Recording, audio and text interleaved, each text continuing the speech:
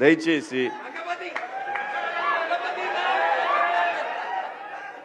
ఇంకో విషయం చెబుతున్నా, అమ్మాయిలు హీరోయిన్లు ఏ బట్టలు పెడితే వేసుకొని పోతే మనమే దరిద్రం అనిపించాల్సి వస్తమ్మా.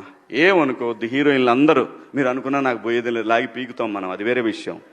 కానీ మీ అందం చీరలోనో మీ అందం నిండుగా కప్పుకునే బట్టల్లోనే ఉంటుంది తప్పితే సామాను కనపడే దాంట్లో ఏముండదమ్మా.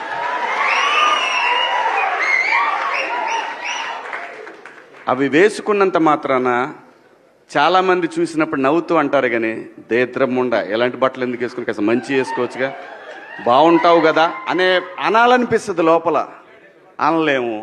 అంటే మళ్ళీ స్త్రీ స్వాతంత్రం లేదా స్వేచ్ఛ లేదు.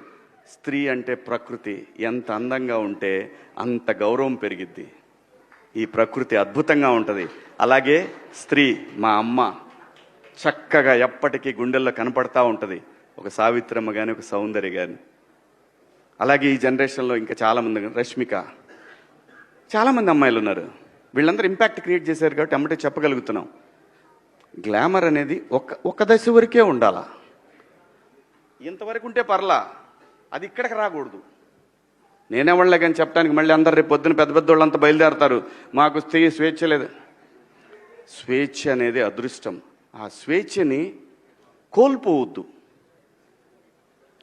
మన గౌరవం ఎప్పుడు పెరుగుద్దంటే మన వేష భాషల నుంచే మన గౌరవం పెరిగిద్ది. అందులో ప్రపంచ వేదికల మీదైనా సరే చీర కట్టుకున్న వాళ్ళకే విశ్వసుందర కిరీటాలు వచ్చినాయి. Thank you so much.